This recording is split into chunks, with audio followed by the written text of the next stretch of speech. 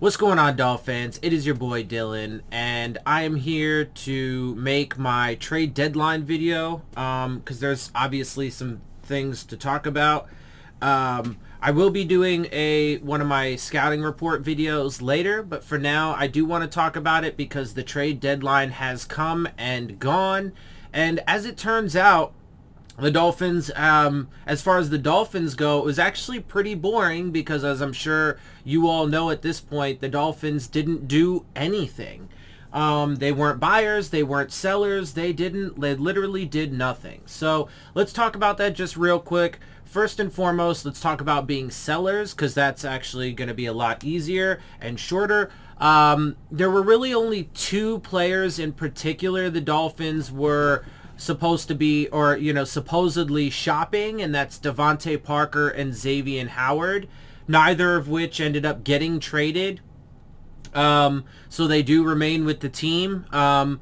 We'll see how that plays out in the long term though, because my guess is that neither of those guys are probably going to be here next year anyway.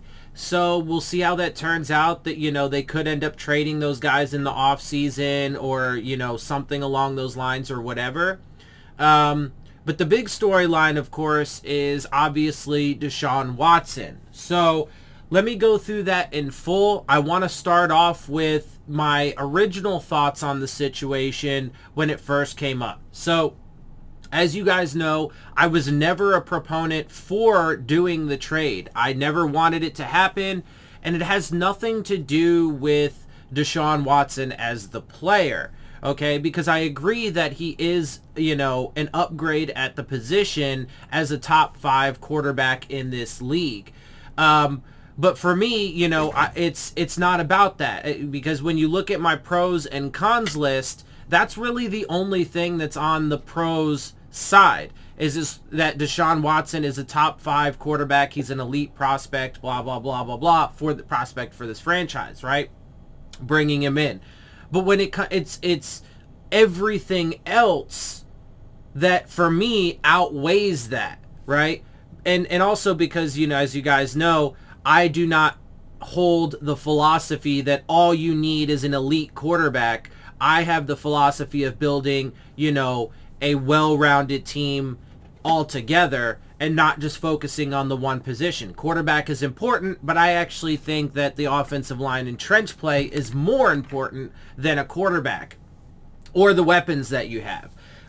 Anyway, so, the cons are the legal issues. The fact that, the cap space that you would have to use just for that one player because of his cap hit next year is over $40 million, right? That makes it harder for you to, sign free agents, or sign players in-house like an Ogba or a Gesicki, for example, who perform for you and who you might want to keep. You would have to let, it would make it more likely that you would have to let players go, especially too with, Howard and Byron Jones's contracts. It would almost inevitably mean that at least one of those guys would end up having to go in order to free up cap space. So the cap hit is a con for me. The amount of draft capital that you would have to give up is a con for me. It's a negative because not only have they failed pretty hard over the past few years, with this regime, the past 3 years in their drafting and development abilities, but then it goes and it hamstrings the organization going forward because of, limited cap space and because of, limited draft capital. All cons. Then you add in the fact that it means that they'd be giving up on Tua, and that's then he would become a failed first-round quarterback that they took for this organization, even if he goes off to play well elsewhere, right? So for me, I was never on board with it. I never wanted it to happen for all of those reasons, okay? But, and I've said that consistently since it all started. I also did say consistently, which is true, that the Dolphins were always going to be players, always going to be contenders, and certainly were going to be the top spot. That is true. And let's just be clear that just because the trade deadline has come and gone doesn't mean that this story is going to go away completely. But having said that, I was saying consistently that it could happen all the way up to the trade deadline. Thankfully, it hasn't. I'm glad that they decided, that Stephen Ross ultimately decided that it wasn't quite worth it at this time at the very least. And so I am pleased that they did not make this trade. Having said that, though, what does that mean going forward for this Dolphins organization and in regard to Deshaun Watson? So obviously that means that, for the remainder of the season, it's at least going to quiet down. I don't think it's going to go away completely, especially if the Dolphins don't perform well the remainder of the season, and if Tua, God forbid, struggles at any point, whatever, then of course it's going to, continue on. Now, in the offseason, there are other quarterbacks that they could go after, Aaron Rodgers, maybe Russell Wilson. It wouldn't have to necessarily be Deshaun Watson, but yeah, so for the rest of the season, Tua is our quarterback. Whether, the Tua haters like it or not, whether anybody likes it or not, I like it personally. I'm glad, like I said, I'm glad they didn't make the move. But it is what it is now. So, he is our remaining quarterback. Deshaun Watson is going to remain a Texan until the offseason. And on one hand, that's a good thing, because at least then by the time, we do get around to that point of the offseason and they start thinking about it again or whatever, the legal situation could not necessarily clear up, but there should be more clarity. Real quick, though, I do want to talk a little bit about why it ended up falling through, because there were a number of times dating back to, March, where we had heard that a deal had been agreed upon, compensation, etc., and Stephen Ross was willing to sign off on it. Now, I've been consistent that Stephen Ross has never been the guy that's been pounding the table for Deshaun Watson. That has always been Flores. But Stephen Ross has been willing to do it because of how desperately he wants to find a franchise quarterback, etc., right? And Deshaun Watson became available. So what actually ended up, by the reports that I've seen today, what actually ended up sinking this is obviously because Stephen Ross wanted clarification on the legal issues, which that when it comes to the criminal complaints, that has to play out one way or the other, through the courts and stuff. But when it comes to the civil side, apparently Deshaun Watson had recently, and there's been reports about this up to this point and even today, that he was willing to actually waive, or not waive, but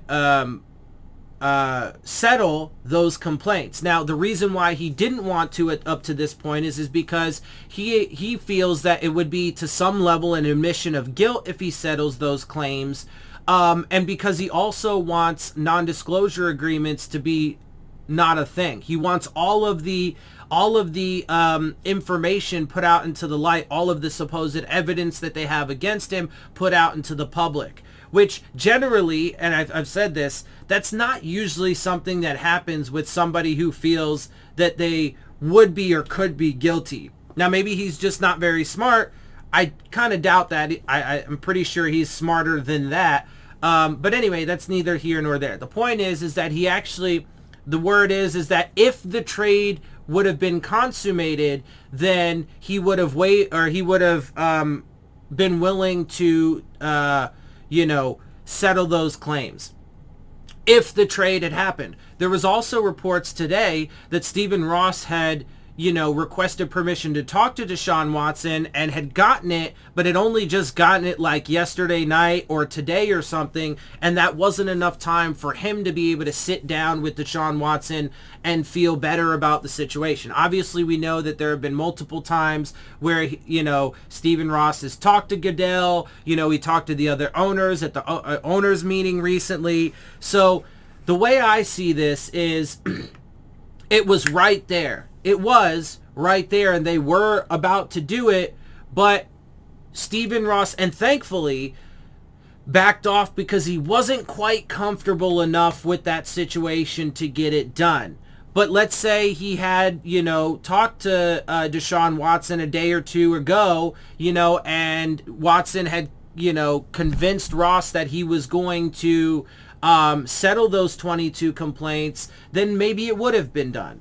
But who knows? So it seems, though, that would be the ending sticking, or the ultimate sticking point as to why it didn't end up happening. But it seems to be right there, and it was super close. And clearly, though, Ross doesn't care about the capital that he would have to get up to get a quarterback of that quality.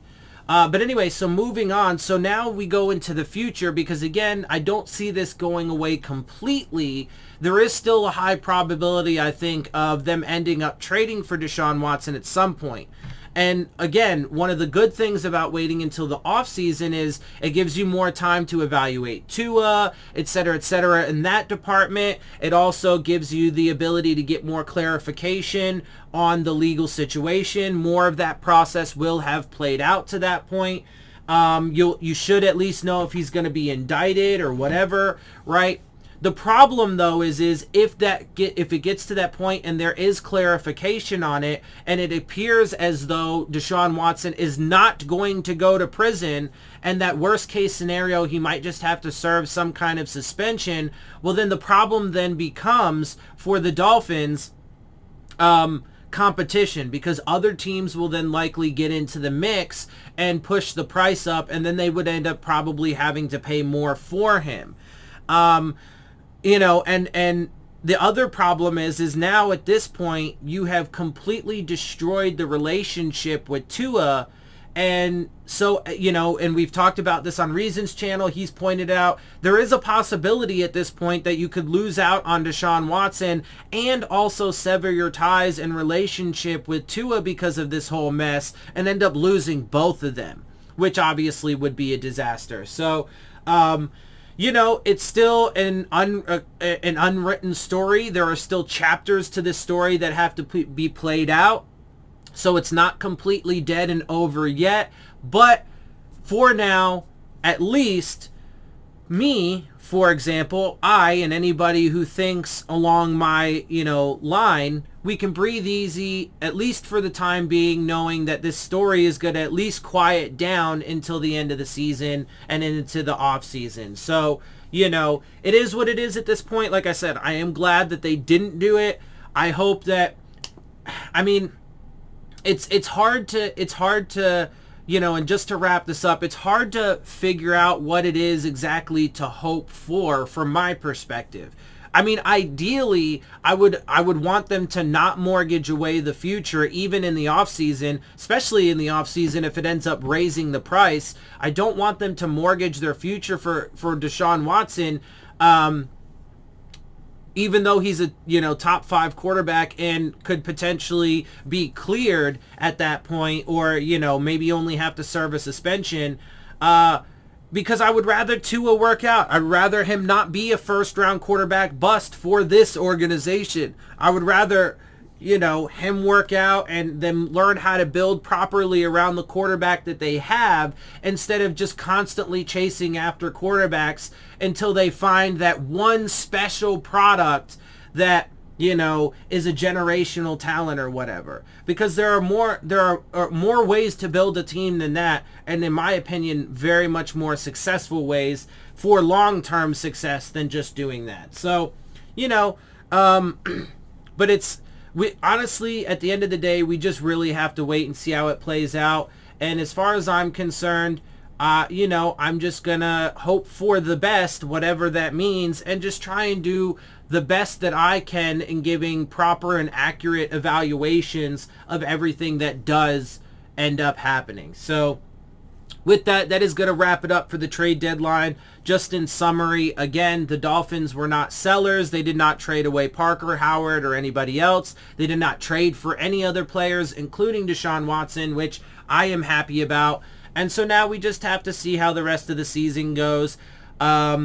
And that's our focus for now. So with that, I am going to get out of here. Before I do, make sure I let you know to check out the Rave On Sports App. new fan-driven sports app that is aiming to enhance your game day experience with live play-by-plays, live chats with other fans and content creators like myself. Look in the description box for the links to that. And with that, I'm going to get out of here. I hope you guys appreciate my perspective. If you do, make sure you hit the subscribe button, make sure you hit the like button, make sure you hit the bell if you want to get the alerts. Share my channel and videos with your friends and family. Leave your questions, comments, and concerns down in the comments section. And of course, as always, follow me on Twitter at DillonTartaro. And with that, I am out. I'll see y'all soon. Phins up.